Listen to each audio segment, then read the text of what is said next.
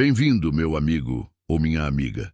Se inscreva neste canal se você curte esses relatos e comenta aí de qual cidade você me assiste.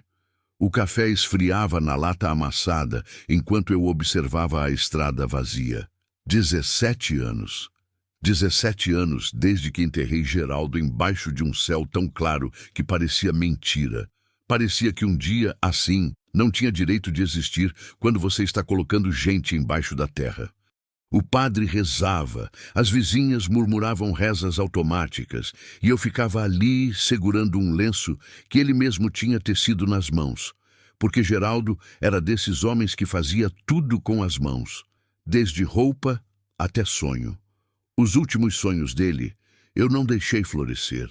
Aquilo pesa diferente agora, aquilo que você carrega e ninguém vê, mas que cada manhã você sente mais pesado no peito quando acorda. Meu nome é Constança Maria dos Santos. Sou mulher de Goiás, nascida em Rio Verde, criada na roça, casada com um homem que sonhava grande demais para a terra pequena demais. A vida o tirou aos 43 anos de um jeito que ninguém espera. Um caminhão de cerveja que não freou na curva da Serra Branca. Disseram que foi rápido, gostaria que fosse.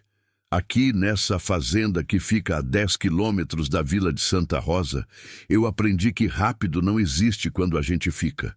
Quando fica, tudo é lento demais. A rotina é pequena, feita de gestos repetidos até virar espécie de oração. Acordo antes do sol.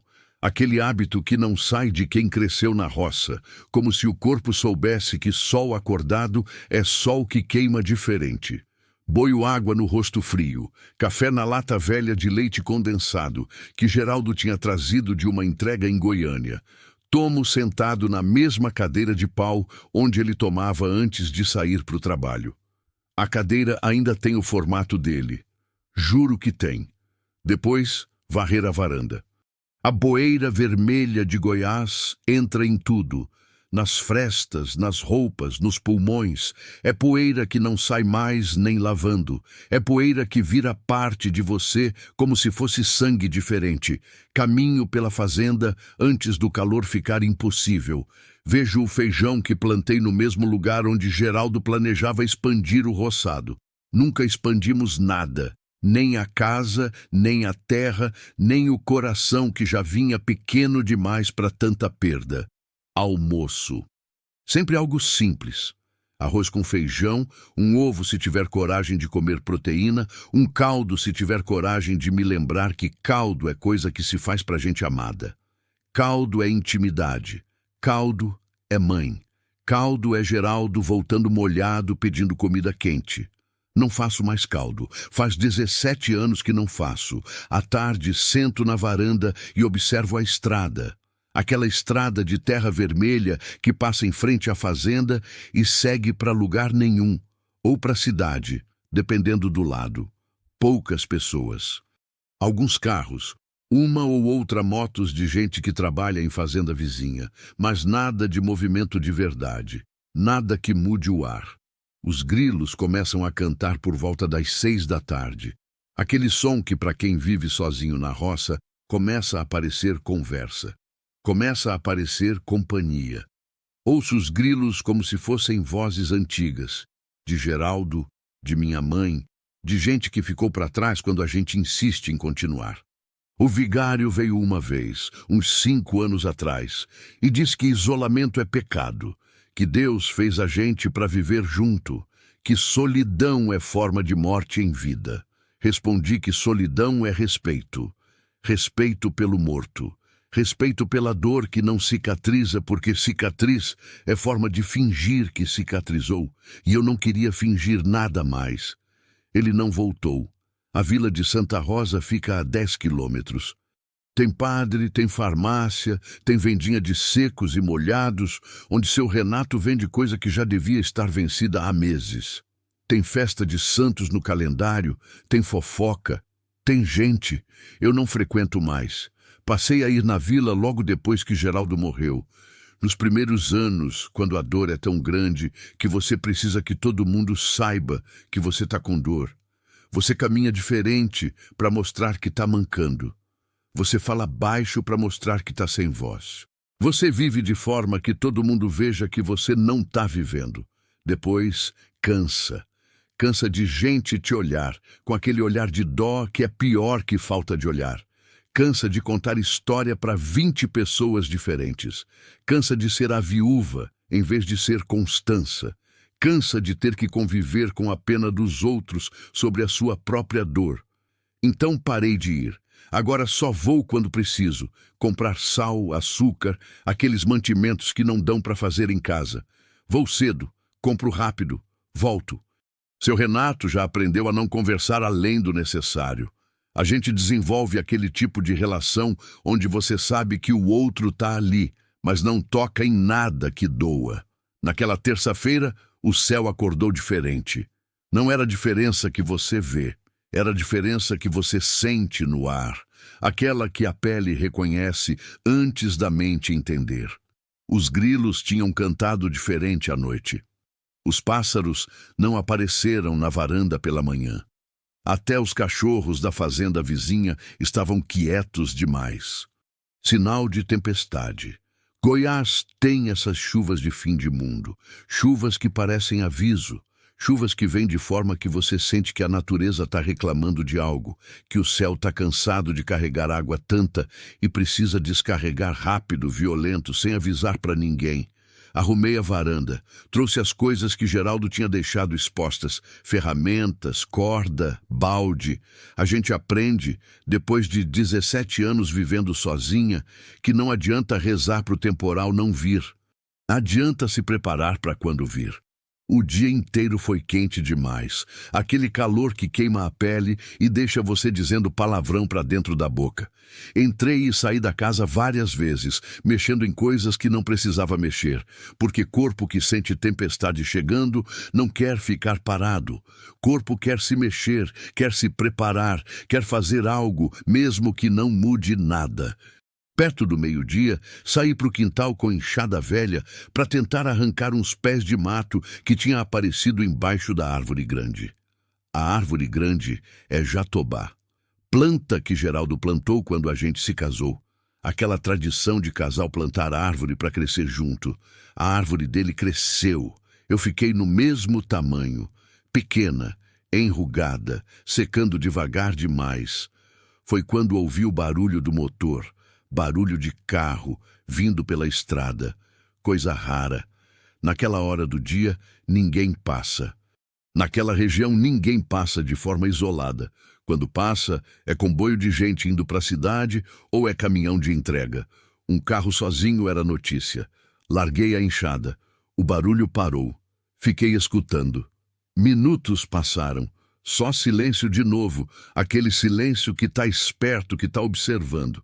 Voltei a capinar, mas com metade da atenção na estrada, naquela forma que você fica quando sente que algo diferente chegou para quebrar a rotina. Uns 10 minutos depois, larguei de verdade a enxada. Tinha algo chamando. Não era barulho, era aquela coisa sem nome que a gente sente quando alguém precisa. Aquela que as avós chamam de segunda visão, que os santos chamam de chamado, que a gente comum chama de intuição e tenta ignorar porque intuição costuma pedir coisas que a gente não quer dar. Caminhei para frente da casa. Pela estrada vi uma mancha escura. No começo pensei ser sombra, aquela forma como certos arbustos fazem sombra que parece coisa. Mas sombra não se move do jeito que aquilo se movia. Sombra não caminha, como quem tira um pé do chão e duvida se consegue por o outro. Era um homem. Estava a uns 200 metros, vindo lentamente pela estrada de terra vermelha. Mesmo de longe, dava para ver que alguma coisa tinha quebrado nele. Camisa rasgada, calças sujas de lama. Ele se movia como quem não tem certeza de estar vivo, como quem está vivendo, mas suspeitando que devia estar morto. Meu primeiro instinto foi entrar para dentro. Mulher sozinha no interior de Goiás aprende rápido que nem toda gente que chega é gente que você quer que chegue. Aprende que estranho é coisa que pode matar, que violência existe e que violência é real. Aprende que compaixão é coisa cara demais para pagar sozinha. Mas ele caiu. Não foi queda de cansaço que você levanta rápido. Foi queda de quem não aguenta mais. Aquela queda que é desistência, que é corpo dizendo, não consigo mais continuar. Ele desabou na poeira vermelha como saco de batata velho, como coisa que não tinha mais peso para carregar. Meu coração acelerou. Fiquei observando. 1 minuto, 2, 3. Ele não se mexia. Só respirava, aquela respiração que você vê de longe, aquele peito subindo e descendo. Constança, você tá velha demais para heroísmo de história de novela. Mesmo assim, meus pés começaram a andar. Cada passo na terra quente era discussão interna. Uma parte de mim dizia voltar. Outra parte dizia que esse tipo de coisa, pessoa caída na estrada, era exatamente o tipo de coisa que Deus, se é que Deus existe, usa para testar se a gente ainda está vivo de verdade ou só está respirando. A poeira subia até meu rosto. O céu estava escuro demais para a hora que era. Aquele sol de final de tarde que queima diferente, que dói de um jeito que não é só físico, é dor que entra por dentro. Cheguei perto. O homem respirava fundo, irregular. Uns 40 e tantos anos, pele queimada de sol, barba de dias, aquele tipo de aparência de quem está fugindo de algo ou para algo. Havia algo estranho em seu rosto. Não era só cansaço. Era desespero. Era aquele desespero que eu via nos olhos de Geraldo, na noite em que ele tentou conversa séria que eu não quis escutar. Ajoelhei ao lado dele. A poeira manchou meu vestido. Não limpei. Moço, moço, você está bem? Ele abriu os olhos devagar. Olhos assustados. Olhos que tinham visto coisa demais. Olhos de animal caçado que finalmente parou de correr. Não consigo mais, sussurrou. A voz era rouca, como se tivesse gritado muito antes. Gritado de forma que estraga a corda vocal. Gritado de desespero. Toquei seu ombro. Consegue se mexer? Onde dói? Ele fechou os olhos de novo. Dói tudo aqui dentro. Bateu no peito fraco, naquele gesto que não é físico, que é coisa que dói sem deixar marca. Não era ferimento de corpo apenas. Vi isso nos olhos dele. Vi porque conhecia aquele tipo de dor. Aquela dor que fica dentro e não sai nem com chuva, nem com anos, nem com esquecimento. Soltei um ar longo. Vem, vou te levar para dentro. Ele nem protestou. Ou não tinha força. Ou sabia que tinha encontrado o lugar onde deveria cair. O lugar onde alguém podia olhar para ele e não virar o rosto. Passei seu braço pelo meu ombro. Ele pesava como pedra molhada. Arrastamos os dois juntos até a casa, devagar, porque pressa não adiantava. Aquele tipo de pressa que você sente quando alguma coisa dentro de você quer voltar correndo para o lugar onde estava segura. Mas você sabe que não tem mais lugar seguro depois que você escolhe ajudar. Dentro da cozinha, senti o ar estranho. Era meu espaço, meu silêncio 17 anos construído, minhas coisas guardadas de forma que ninguém toca. E agora havia outro corpo aqui, respirando meu ar. Quebrando o padrão que levou 17 anos para se formar. Deitei-o na cama da sala de hóspedes, a cama que nunca tinha hospedado ninguém desde que Geraldo faleceu. Cama que virou mobília de museu. Cama que guardava apenas lembrança de como era ter gente em casa. Trouxe água. Ele bebeu como quem tem sede de semanas, aquela sede que não é física. É sede de receber algo de graça. Algo sem cobrança, algo que alguém faz porque quis. Qual é seu nome? Perguntei. Ele olhou para mim. Aquele olhar assustado começava a ficar confuso, como se não soubesse se realmente estava ali ou se tinha morrido na estrada e estava no lugar que vem depois. Carlos, disse fraco.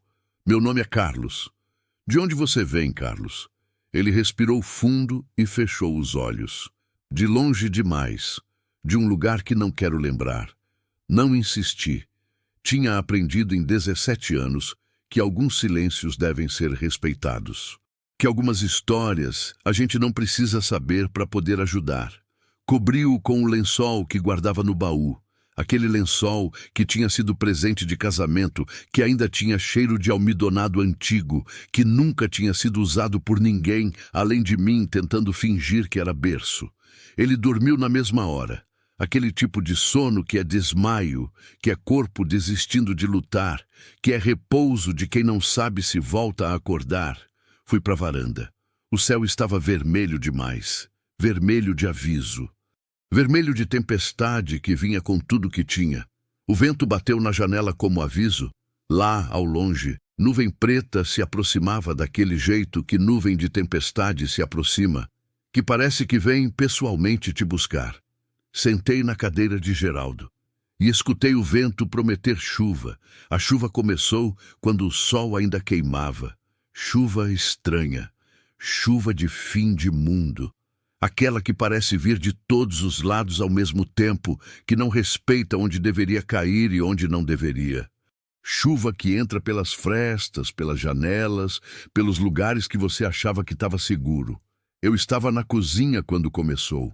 Preparava caldo de legumes, aquele que fazia para Geraldo quando ele voltava molhado da roça, com terra nos sapatos e cansaço nos olhos.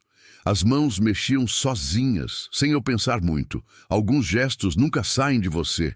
Alguns gestos ficam gravados tão fundo que você pode estar dormindo para a vida inteira, mas acorda para cozinhar caldo quente para quem está com frio.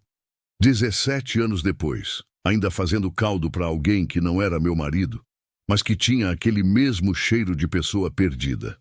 Carlos acordou com o barulho da chuva no telhado. Ouvi ele se movimentando lá na sala de hóspedes. Passos descalços. Tipo de movimento que é desorientado, que é alguém acordando em lugar que não conhece e lembrando devagar que está vivo. Depois apareceu na porta da cozinha. Cabelo despenteado, rosto marcado por travesseiro. Olhos ainda com aquela confusão de quem dormiu demais, rápido demais. A estrada, disse ele, apontando para frente com o dedo que tremia. Preciso ir. Agora. Atravessei até a janela. A estrada tinha virado rio. Água vermelha correndo rápido demais, levando poeira, levando galhos, levando tudo que tivesse peso menor que força da chuva. Aquele tipo de temporal que só quem vive no interior conhece. Aquele que avisa de forma bem clara que você está sozinho de verdade, que não tem saída, que está preso com o que está perto de você e com os próprios sentimentos. Ninguém vai a lugar nenhum, disse eu sem olhar para ele. Carlos respirou fundo. Ouvi o desespero naquela respiração, aquele tipo de respiração que é forma de choro sem lágrima. Eu não posso ficar aqui. Você não entende. Tem gente me procurando. Virei para ele. Que tipo de gente? Ele não respondeu, mas seu rosto respondeu por ele. Medo, fuga. Aquele tipo de história que a gente aprende a não fazer perguntas, porque fazer perguntas significa se envolver, e envolvimento significa ser responsável de alguma forma. Você matou alguém? Perguntei direto. Não. Acreditei nele. Tinha algo de verdade naquele não. Algo que vinha do fundo demais, algo que não era mentira. Então você fica aqui. Quando passar a chuva, você vai embora. Até lá, a gente se comporta como gente civilizada. Ele ficou em pé, indeciso, como quem não sabe se confia em salvação oferecida de graça, se confia que ajuda existe sem cobra preço embutida. Coloquei o caldo em 2 tigelas de porcelana. Aquelas que Geraldo tinha comprado com meu dinheiro de bordado, porque ele achava que eu merecia coisa bonita, mesmo que bonito não durasse. Senta aqui, come enquanto tá quente. Nos sentamos um de frente para outro na mesa pequena, aquela mesa que conhece meu rosto de 17 anos comendo sozinha. Aquela mesa que deve estar se perguntando por que de repente tem outro ser humano aqui. Silêncio pesado. Fora, a tempestade batia contra as paredes como coisa viva, como animal que quer entrar. A luz começou a diminuir. Ainda faltavam horas para anoitecer, mas parecia noite de verdade, aquela noite que tempestade traz, que tira o dia sem avisar. Minha mãe fazia caldo igual, disse Carlos de repente. Não respondi. Deixei ele falar do que precisava falar. Algumas pessoas só precisam que alguém escute. Não precisa ser escuta sábia, pode ser escuta vazia, mas presente. Ela morreu quando eu tinha 20 anos. Eu era rapaz demais para entender. Estava mais interessado em ir para a rua, em coisas de rapaz novo que não presta. Ela chamava para comer caldo, caldo igualzinho esse seu, e eu fingia que estava ocupado. Ele parou, comeu um pouco, continuou. Meu pai era duro. Homem de fazenda, é aquele tipo que acha que filho tem que ser durão demais para não ficar mole. Quando minha mãe morreu, ele acho que morreu também de jeito devagar. Começou a beber. Depois começou a desaparecer. Desapareceu mesmo no final. Simplesmente saiu um dia e a gente nunca soube se está vivo ou morto. Comeu mais um pouco de caldo. Depois que minha mãe saiu dessa vida, eu desapontei meu pai. Virei gente errada. Comecei a roubar. Primeiro pequeno, depois grande. Tive envolvimento com gente perigosa. Gente que não você, não avisa que está deixando, sabe? Tipo de gente que quando você quer sair, diz que você pode sair com as pernas ou sem as pernas, mas sai. Eu escutava. Coração acelerado, mas escuta firme. 7 meses atrás, consegui sair de um lugar muito ruim. Muito mesmo. Passei 7 meses tentando consertar tudo que estraguei. Apareci para pedir perdão para gente que não quer meu perdão. Prometi que ia ficar reto. Ele parou de comer. Mas aí tive necessidade de dinheiro. Continuo. Necessidade brava. Roubei de um lugar que não deveria ter roubado. De gente muito perigosa que dinheiro não é só dinheiro, é ofensa. E eles estão me procurando. Desde semana passada tô correndo. A chuva aumentou. Ouvi barulho diferente lá fora. A árvore do quintal reclamando do vento, aquele barulho de árvore que está se dobrando demais. Você estava tentando matar a si mesmo? Perguntei. Ele olhou para mim com surpresa. Como você... É porque eu reconheço, disse. Reconheço o jeito que pessoa desiste de desviar. Seu corpo na estrada não estava cansado só, estava desistido. Ele respirou fundo. Não exatamente. Não estava planejado. Mas deixei de me proteger, entende? Tipo, deixei de olhar para trás, de correr de verdade. Foi tipo, se venha, tá bem, vou morrer na poeira dessa estrada mesmo. Levantei. Vem, vai chover mais. A gente precisa se preparar. Perto das 5 da tarde começou o barulho que não era só chuva. O vento tinha uma força diferente. Aquele vento que destelha, que derruba a árvore, que entra pela casa como fantasma invisível e soca na parede, na madeira, no vidro, como se quisesse quebrar tudo que separava fora de dentro. Fui para a cozinha. Começou a vazar. Depois a sala. Depois o quarto. Carlos correu pegando baldes e panelas. Todo recipiente que não tinha uso e podia virar depósito de chuva que caía de cima para baixo. A gente se movia rápido, mas sem pânico. Pânico é luxo de quem tem tempo de sobra. A gente tinha urgência só, aquela urgência que tira paciência e deixa só movimento. Na madrugada, a casa toda estava chorando água. Teto gotejava em 7 lugares. As paredes começaram a ficar escuras de umidade. O cheiro de água que entra onde não deveria é cheiro de coisa viva demais. É cheiro de mofo que ainda não virou mofo. É cheiro de casa que está sofrendo. Sentei na cama que não dormia há 17 anos e senti o peso de estar viva durante uma tempestade com um estranho na casa, com responsabilidade que eu não chamei para vir. Peguei uma vela.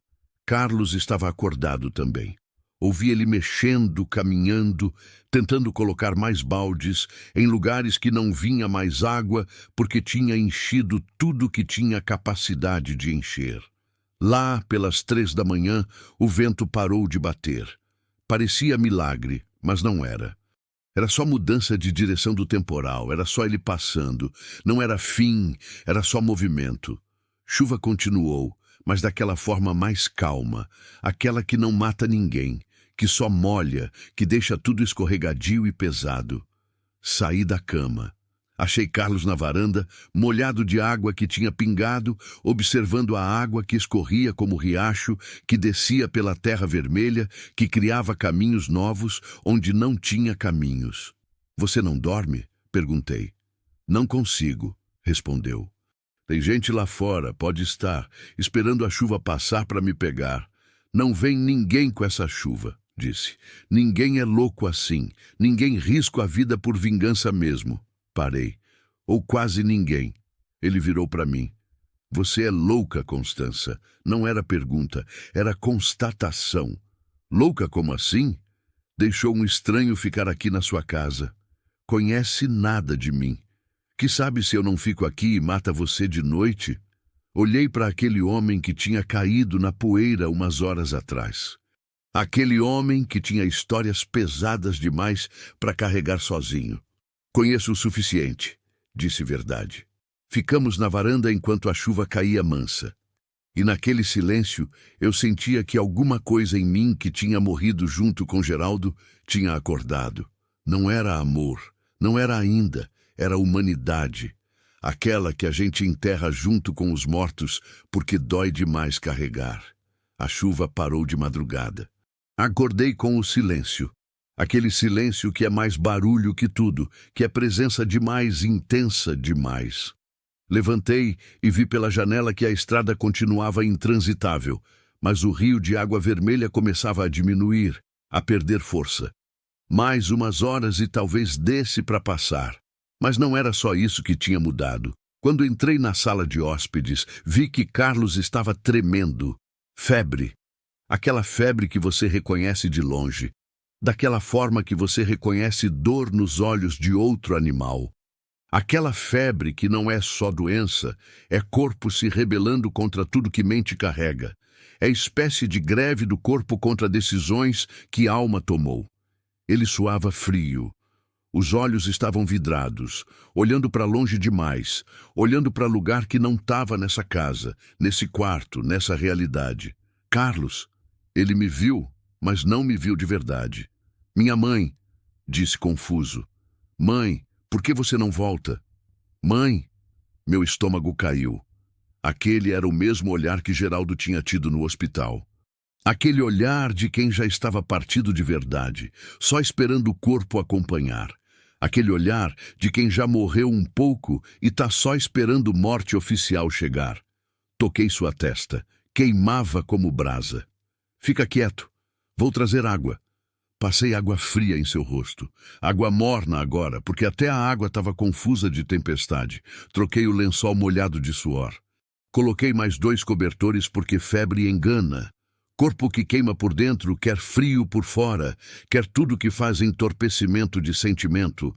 Ele delirava. Falava nomes de gente que tinha feito mal. Gritava pedindo desculpa para o pai. Chorava chamando pela mãe. Tudo aquilo que a gente guarda bem fundo, que a gente cobre com cortesia e normalidade, saía quando febre toma conta. "Por favor, não deixa eu morrer", sussurrava entre os delírios. Eu sentei na cadeira ao lado e fiz o que tinha aprendido a fazer bem demais em 17 anos. Esperei. Esperei morte chegar ou desistir. Esperei corpo render ou encontrar força. Esperei vida ganhar ou desistir de uma vez. A diferença dessa vez era que eu não tinha desistido junto. Com Geraldo, eu tinha sentido quando ele rendeu. Sentado naquele hospital branco, segurando aquela mão que tinha feito tanta coisa boa, tentava conversar sério. "Tá tudo bem soltar, Geraldo. Tá tudo bem ir em paz." Ele olhou para mim com aquele olhar de gratidão que era forma de adeus. E eu senti alívio.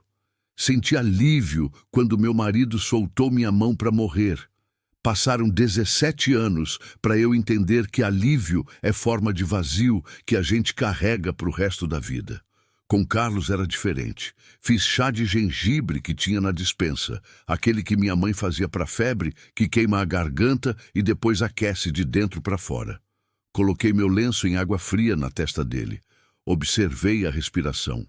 Contei os batidos do coração dele, aquele coração que pulsava irregular, mas que pulsava, que insistia em bater mesmo contra tudo. Aquele coração que não tinha desistido ainda. Peguei mão dele. Fica comigo, Carlos. Fica. Você está vivo. Você consegue. Não sabia se ele ouvia, mas algo em mim precisava falar. Precisava dizer que alguém estava ali, que não era para desistir, que tinha razão em continuar. Ao longo da noite, ele começou a melhorar devagar. A febre diminuiu meio grau. Os delírios ficaram menos violentos. Às vezes, em vez de gritar, ele só respirava pesado. Às vezes, em vez de chorar, só apertava minha mão enquanto dormia. Perto das 5 da manhã, aquele momento que é quase dia, mas ainda é noite, ele acordou com lucidez. Constança, estou aqui, disse. Eu tive febre? Teve. Febre brava. Você delirou muito. Ele fechou os olhos. Quanto tempo? A noite toda. Você ficou acordada a noite toda? Fiquei. Ele começou a chorar. Aquele choro que é gratidão, que é reconhecimento de que alguém escolheu não desistir quando desistir seria mais fácil. Por quê? Perguntou. Você não me conhece. Podia deixar eu morrer. Pensei em Geraldo. Naquele abraço curto que ele pediu e eu não soube dar de volta. Naquele desejo de soltar que eu validei quando deveria ter insistido que ele ficasse. Porque alguém um dia deveria ter feito comigo, disse verdade. Passei uma semana inteira observando Carlos se recuperar. Dia após dia, ele voltava à vida de forma que é imperceptível, tipo de volta que você só vê quando olha para trás e vê quanto caminhou. Segundo dia, conseguiu tomar sopa com colher sozinho. Terceiro dia, levantou, cambaleando, e foi até a varanda. Quarto dia, pediu desculpa por estar aqui, por ser peso. Quinto dia, começou a ajudar em coisa pequena. Reparou a panela que vazava, limpou a varanda molhada, estendeu roupa no sol. Sexto dia, replantou o feijão que a chuva tinha derrubado. Sétimo dia, sentou ao meu lado como se tivesse sempre tido o direito de sentar ao meu lado. Cada gesto era forma de gratidão que não precisava de palavras. Era essa linguagem que gente que quase morreu fala com gente que não deixou morrer. Era gesto de reconhecimento que está além de simples obrigado. Uma tarde, sentamos embaixo da árvore grande, aquela que Geraldo plantou, que tinha sobrevivido à tempestade mesmo que alguns galhos tivessem caído. Como você faz isso, Constança? Perguntou Carlos. Fazer o quê? Abrir a porta para quem chega quebrado e deixar sair como se nada tivesse acontecido? Pensei em Geraldo, naquela mão fria, naquela falta de coragem que eu tive de insistir que ele continuasse. Porque alguém um dia deveria ter feito comigo, repeti. Ele ficou em silêncio. Eu tenho um primo em São Paulo, disse depois. Tem anos que ele pede para eu procurar. Quer que eu trabalhe com ele, coisa limpa, coisa de verdade. Eu acho que é hora. Acho que essa é minha chance de virar gente boa de novo.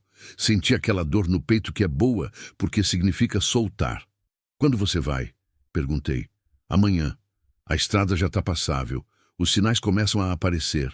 Respondeu. Desculpa. Desculpa por te trazer tudo isso, por te colocar em risco. Você não me colocou em risco. Você me colocou em vida, disse.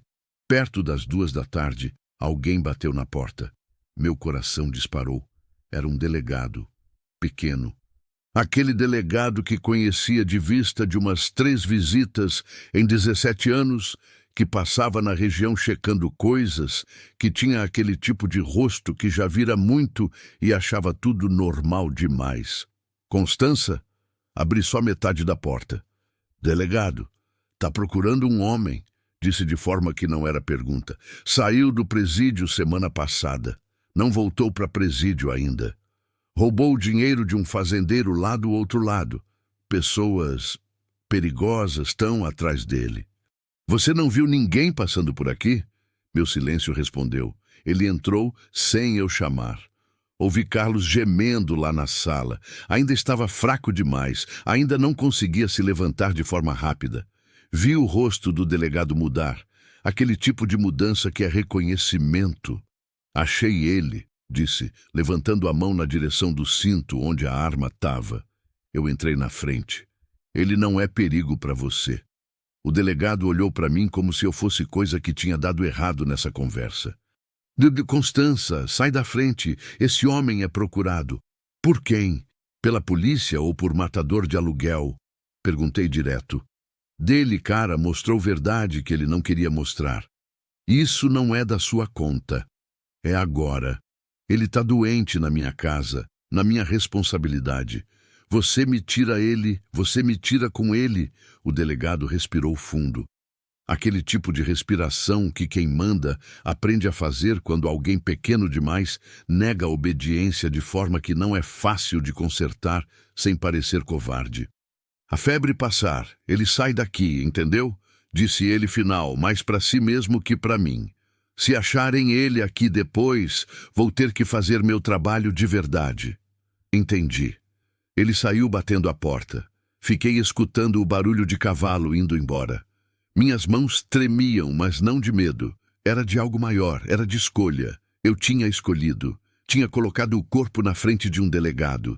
Tinha dito não para a lei porque tinha dito sim para a humanidade.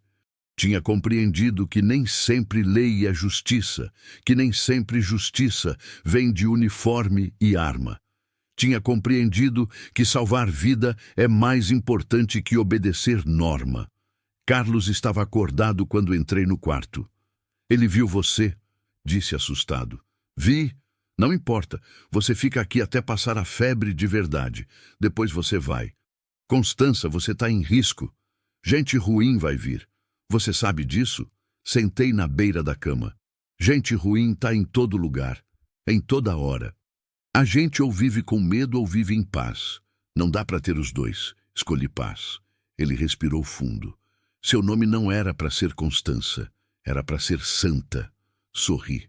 Primeira risada que soltei em mais de 17 anos. Santa não. Só gente que tá cansada de viver morrendo junto. Noite chegou de novo. Aquela noite que vem depois de tempestade, que é silenciosa demais, que é tipo de calma que a gente sabe que é frágil. Preparei sopa, aquela que aquece corpo, aquela que diz, sem palavras, você não tá sozinho. Carlos comeu metade da tigela. Depois dormiu sono de paz, não de desmaio. Eu fiquei acordada. Sentei na varanda. Observei a estrada que tinha secado. Observei as pegadas de água que a tempestade tinha deixado. Observei a árvore que tinha perdido galhos, mas continuava em pé. Naquela noite, compreendi coisa que leva 17 anos para entender. Compreendi que morte não é fim quando você carrega morto junto. Que luto não é o mesmo que viver como morto. Que isolamento e segurança não são parceiras, são inimigas. Compreendi que Geraldo tinha pedido para eu deixar ele ir, porque ele sabia que eu estava segurando muito peso. Que ele tinha morrido porque eu não consegui viver, que de alguma forma meu não viver tinha matado ele 2 vezes. E compreendi que Carlos tinha vindo para me ensinar que tinha tempo ainda, que vida podia recomeçar, que porta fechada era forma de morte lenta. Perto das 5 da madrugada, Carlos acordou. Levantou sozinho, caminhou até a varanda, sentou ao meu lado. Não conseguiu dormir? Perguntei. Dormi, mas acordei com coisa dentro de mim que tá diferente. Diferente como? Tipo, esperança, disse devagar. Tipo, aquela coisa que a gente acha que perdeu e de repente descobre que só estava escondida bem fundo. Ficamos em silêncio. Você devia vir comigo para São Paulo, disse Carlos de repente.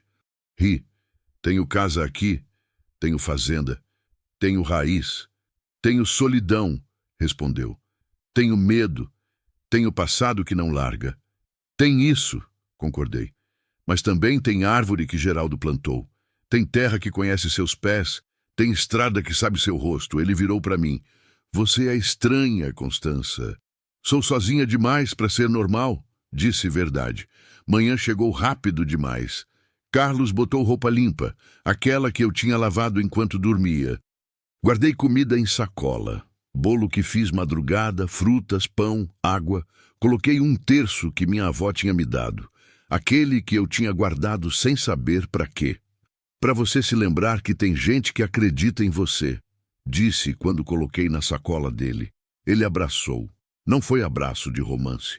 Era abraço de quem foi salvo e sabe que salvação não vem de herói. Vem de gente comum que simplesmente não desiste. Assisti ele caminhar pela estrada até virar pequeno demais para ver. Depois voltei para o interior da casa. Tudo estava diferente. Não que nada tivesse mudado de lugar. A cozinha estava no mesmo lugar. A cama estava no mesmo lugar. Mas o ar tinha cheiro diferente. Era cheiro de vida que passou por aqui. A cama tinha gosto de vida agora.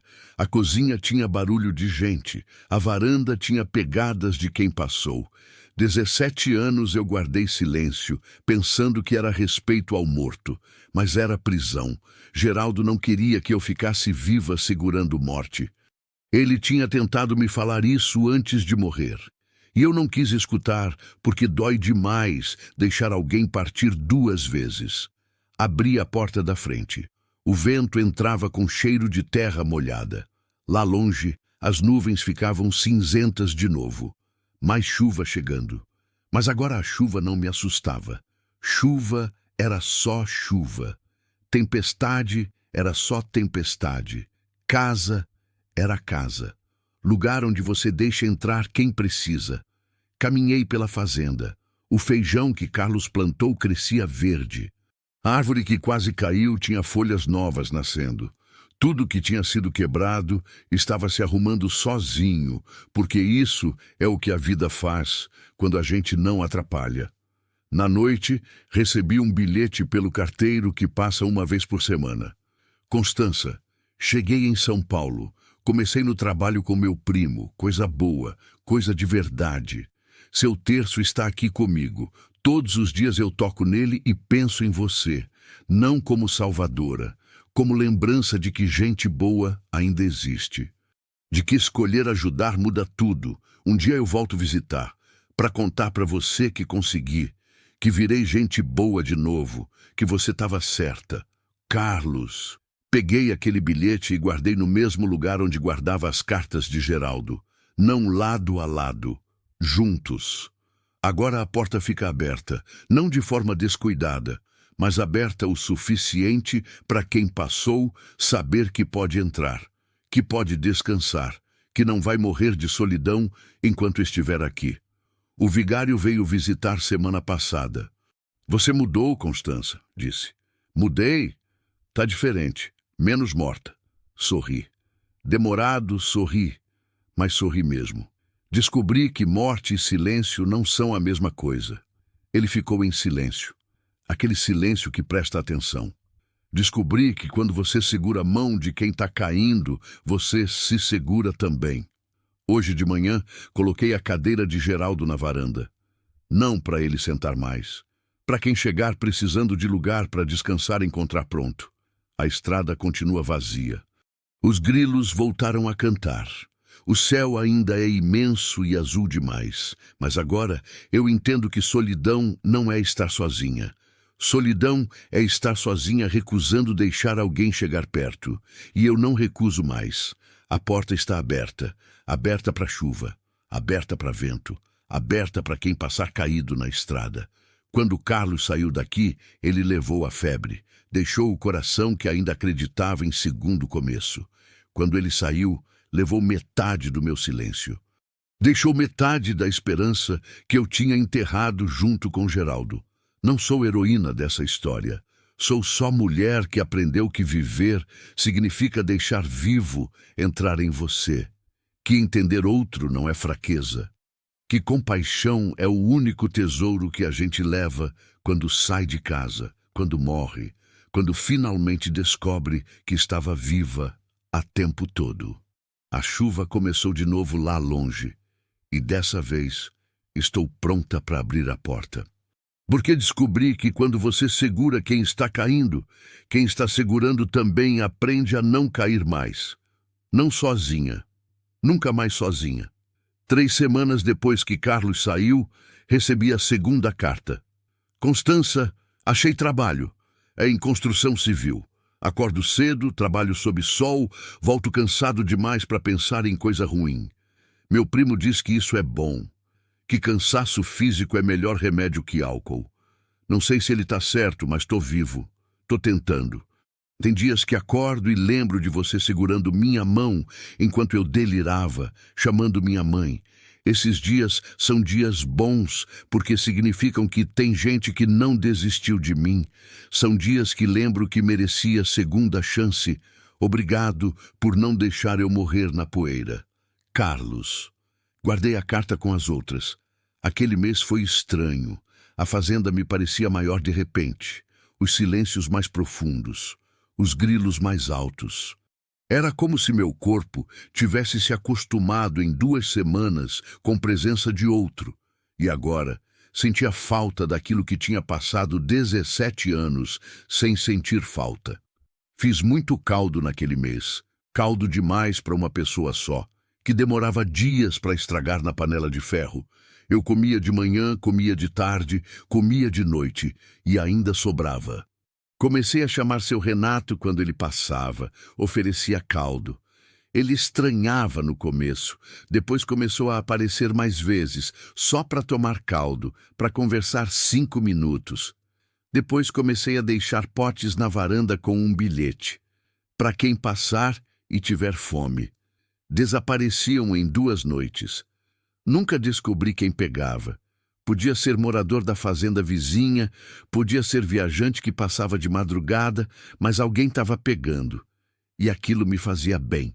Aquilo me fazia sentir que a comida estava indo para lugar, que estava tendo propósito, que estava alimentando alguém além de mim mesma. No 2º mês, eu estava diferente. Comecei a cuidar mais da fazenda. Replantei o pátio inteiro, coloquei flores, aquelas amarelas que Geraldo gostava. Consertei a cerca que tinha caído.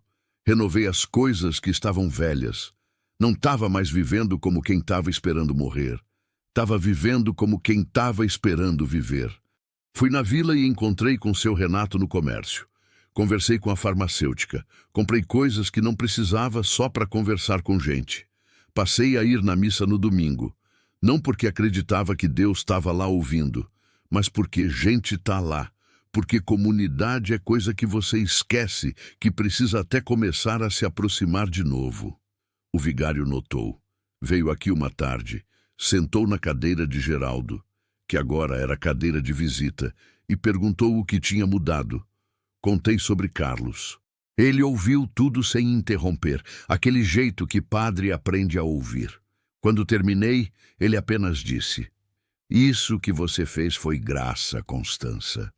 Graça é quando a gente escolhe amar mesmo quando podia ter escolhido medo." No 3º mês recebi visita de verdade.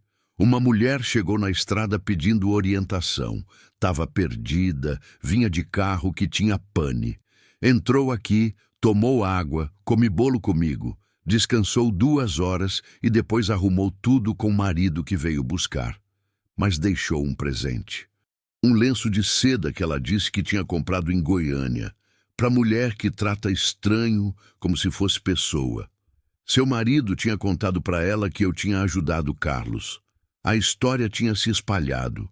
Não de forma grande, não de forma que chegou em jornal ou coisa assim, mas de forma que pessoas que moram no interior conhecem história. Aquela forma que passa de boca, que muda um pouco cada vez que alguém conta, que no final vira algo entre verdade e lenda.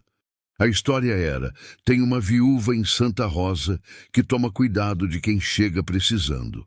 No 4º mês, Carlos apareceu. Não tinha avisado.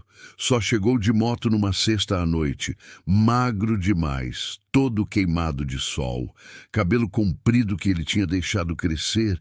Eu quase não reconheci. Mas reconheci pelo jeito que desceu da moto, pelo jeito que olhou para a fazenda, pelo jeito que seus olhos ficaram vidrados de emoção. Ele tinha voltado para me dizer obrigado. Passamos a noite inteira conversando.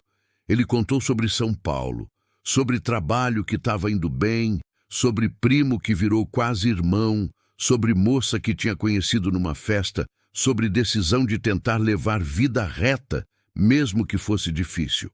Eu contei sobre a fazenda, sobre as flores que plantei, sobre o caldo que deixava na varanda, sobre como tinha começado a viver de novo em vez de só respirar. De madrugada ele perguntou: "Você está feliz agora?" Pensei em Geraldo, naquela mão que larguei porque estava cansada demais. "Estou aprendendo a viver sem culpa", respondi. "Feliz é coisa que vem depois." Ele ficou 3 dias. Consertou tudo que estava quebrado. Atualizou a casa com coisas que trouxe de São Paulo. Plantou manga. Para quando você envelhecer e não conseguir capinar mais, tem fruta fácil de colher. Quando foi embora, eu não chorei. Porque desta vez, ele estava voltando para buscar vida própria. Não estava fugindo. Estava escolhendo. Isso fazia toda a diferença. Parte 2. Os anos que passam 7 anos passam rápido quando a gente está ocupado com vida. Depois de Carlos, outras pessoas começaram a aparecer. Um rapaz fugindo de abuso em família que ficou 2 meses até conseguir coragem de denunciar pai. Uma mulher grávida que o marido tinha abandonado, cuidei dela, ajudei no parto com parteira da região e ela saiu daqui para reconstruir. Um idoso que tinha sido deixado na rodovia pelos filhos, porque filhos às vezes são coisa que ninguém deveria ter filho. Cada história era história diferente, mas todas tinham algo em comum. Era gente que chegava quebrada e saía inteira. Não porque eu era milagre, era porque eu oferecia aquilo que todo mundo merecia, um lugar onde era seguro estar. Um lugar onde ninguém perguntava quanto tempo você ia ficar. Um lugar onde comida era oferecimento, não obrigação. Um lugar onde silêncio era respeito, não julgamento. A casa virou conhecida, de forma pequena, de forma que era mais rumor que realidade, mas era conhecido. Gente que passava contava pra gente que morava na cidade. Gente que morava na cidade contava pra gente que vinha visitar. Lentamente, a fazenda de Constança virou lugar que pessoas procuravam quando nada mais adiantava. No 3º ano, uma organização de assistência social apareceu. Mulher jovem, educada, trazendo formulários e perguntas. Perguntava como eu conseguia sustentação, se eu era registrada como abrigo, como funcionava tudo aquilo. Tentei explicar que não funcionava de forma registrada, que era só graça, que era só escolha de não virar o rosto quando alguém chegava. Ela quis me ajudar, oferecer subsídios do governo, registrar a casa como instituição filantrópica, criar estrutura legal. Recusei, não porque não precisava, claro que precisava, mas porque sabia que momento que burocracia chega, momento que coração sai. Quando você tem formulário para preencher, você não tem espaço para escutar história. Quando tem contabilidade para fazer, você não tem espaço para compreender outro. Ela se foi um pouco decepcionada, mas antes de ir, deixou o cartão e disse: "Se mudar de ideia, a porta está aberta." Nunca usei aquele cartão, mas guardei. Porque esperança é saber que tem gente querendo ajudar, mesmo que você escolha sua própria forma de fazer. No 4º ano, recebi mensagem de Carlos pelo carteiro. Ele estava vindo para Goiás, não para ficar, mas para passar uma semana, e estava trazendo moça, aquela moça que ele tinha conhecido na festa, aquela que ele tinha mencionado numa carta. Estavam morando junto, estavam pensando em casar. Ele queria que ela conhecesse a fazenda, que ela soubesse de onde ele tinha vindo, que ela entendesse porque ele era grato à vida. Quando chegou, trouxe ela, Maria. Nome comum, menina comum, gente que parecia comum, até você olhava nos olhos dela e via história. História de luta também, história de gente que chegou de lugar difícil e está tentando sair. Ela perguntou para mim: "Você salvou meu marido?" Sorri. "Seu marido salvou a si mesmo. Eu só não deixei ele desistir." Ela começou a chorar. "Ele está melhor agora", disse. "Tem dias ainda que ele acorda tremendo, que tem pesadelo com gente que procurava ele, mas está melhor." E tudo porque uma mulher que ele nunca tinha visto foi corajosa demais. Aquela semana foi semana de celebração. Cozinhei comida boa, arroz com carne seca, bolo de milho, caldo claro. Coloquei flores na mesa. Deixei Carlos contar histórias. Deixei Maria aprender sobre a casa que tinha salvado seu marido. Quando foram embora, ela abraçou como se fosse filha minha. E naquele abraço, senti algo que não sentia desde que Geraldo morreu. Senti significado. No 5º ano, meu corpo começou a avisar que estava envelhecendo. Dores nas costas que não passavam, cansaço que vinha mais cedo. Noites que dormia ruim, acordava várias vezes. Meu corpo estava dizendo que tinha vivido muito tempo, quase 70 anos agora, e que estava chegando hora de ir, mas não estava com medo, porque agora eu tinha razão em ir, porque agora eu tinha vivido de verdade, porque agora eu tinha deixado marca. Comecei a preparar, não de forma doentia, mas de forma prática. Arrumei documentos, resolvi pendência de terra, deixei tudo para Carlos, que merecia de verdade. Organizei as coisas da casa de forma que quem viesse depois tivesse fácil. E continuei vivendo. Continuei deixando comida na varanda. Continuei abrindo a porta para quem chegava. Continuei escolhendo vida. No 6º ano, recebi visita do padre. Mas vinha diferente. Vinha acompanhado de rapazes jovens, de seminarista que estava aprendendo a ser padre. Queria que aprendessem história. Histórias de Constança que escolheu ajudar.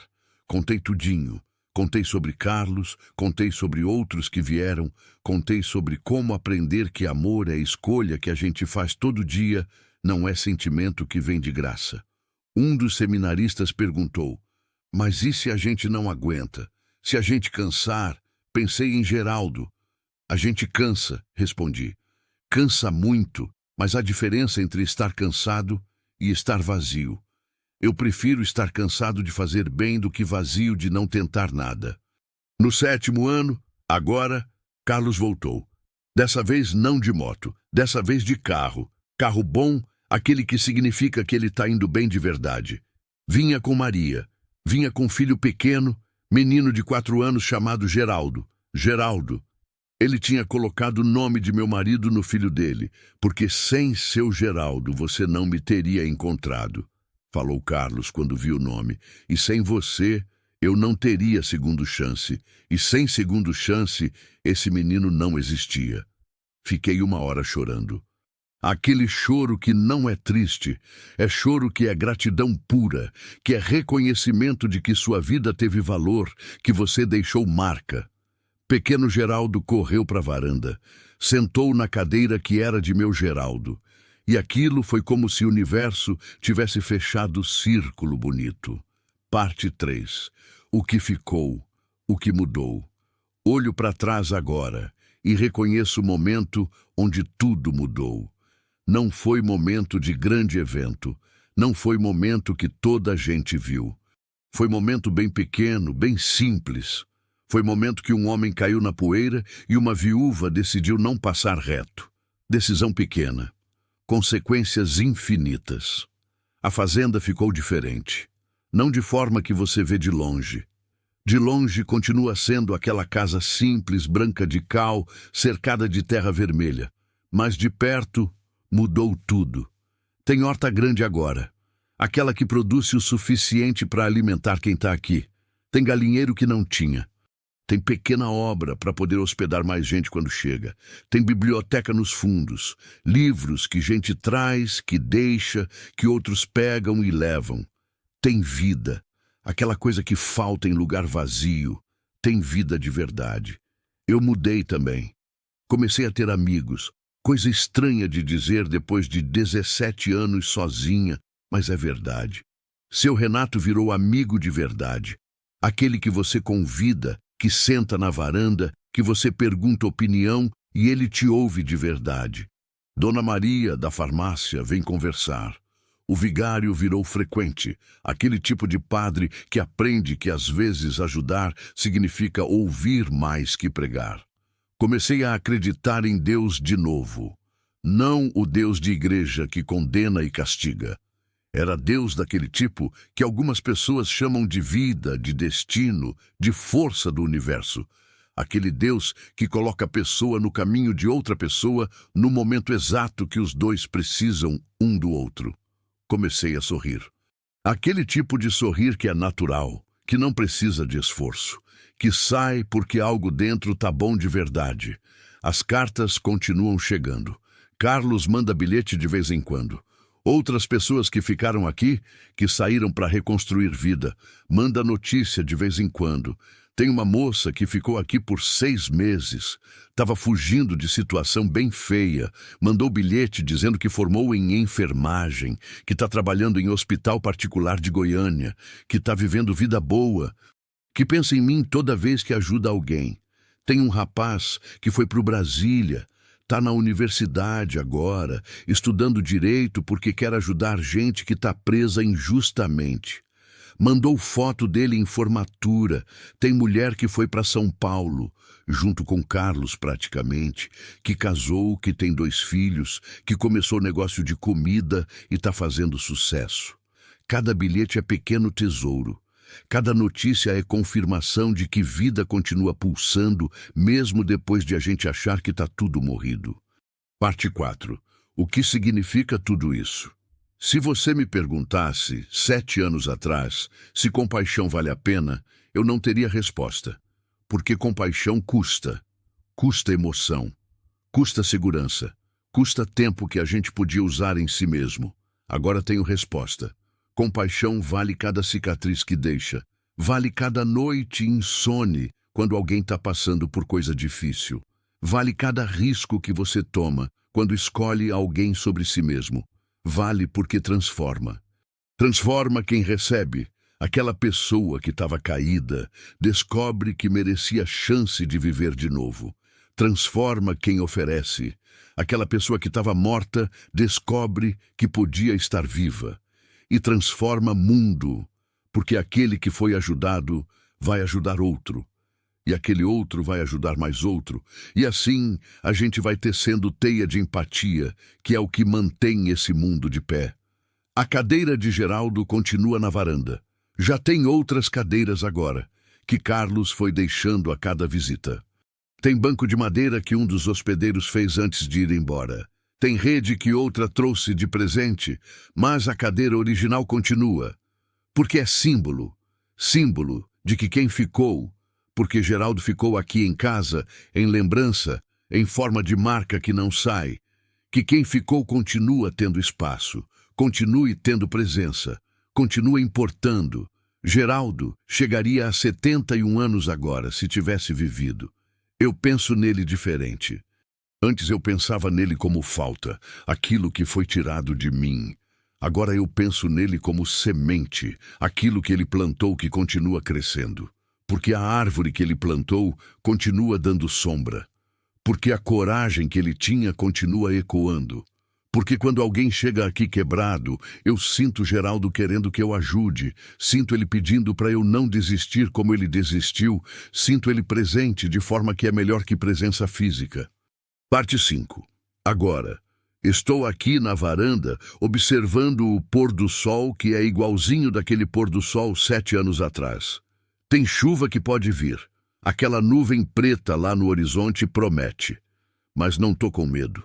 Porque aprender a abrir portas significa aprender que chuva não destrói casa. Destrói só pretensão de quem acha que pode viver isolado. A estrada continua lá. Continua vazia demais da maioria das vezes. Mas de vez em quando alguém passa. De vez em quando alguém cai. De vez em quando alguém bate na porta. E quando bate, eu abro. Sempre. Tem uma coisa que aprendi nos últimos 7 anos que quero deixar registrado bem claro aqui nesse final de vida.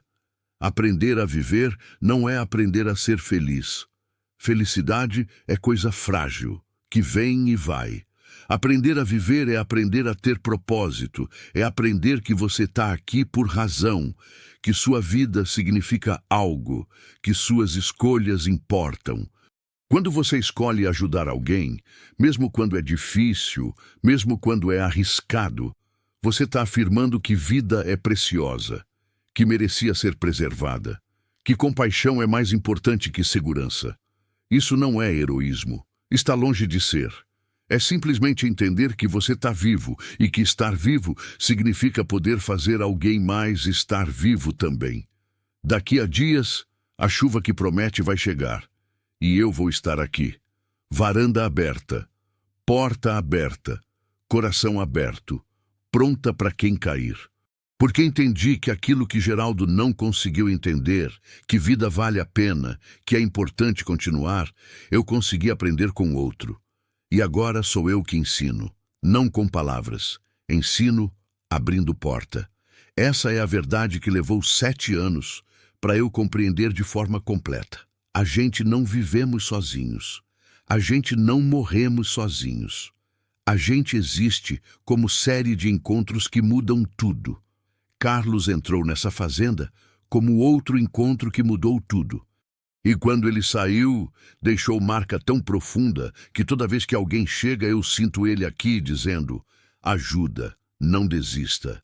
Compaixão é a única coisa que sobra no final. Epílogo. Final. A volta de quem ficou. Hoje à noite, quando a chuva começou, aquela chuva que prometi aceitar, alguém bateu na porta. Não era alguém que eu esperava.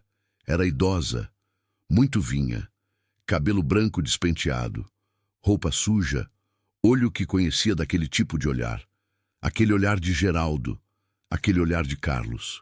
Aquele olhar de quem desistiu. Abri a porta bem grande. Entra, disse. Ela entrou com o pé pesado. Senti seu corpo tremendo, não de frio, de desespero.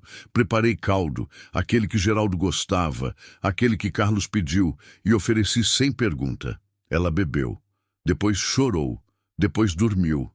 E naquela noite, dentro daquela casa que começou vazia e ficou cheia, eu compreendi algo definitivo. Talvez a gente não está aqui para mudar mundo grande. Talvez a gente está aqui para oferecer cadeira quentinha quando alguém está com frio. Talvez a gente está aqui para oferecer caldo quando alguém está com fome. Talvez a gente está aqui para oferecer silêncio quando alguém está com dor demais para falar. Talvez a gente está aqui para deixar a porta aberta, só isso. Mas talvez esse só isso seja o bastante para salvar um mundo inteiro.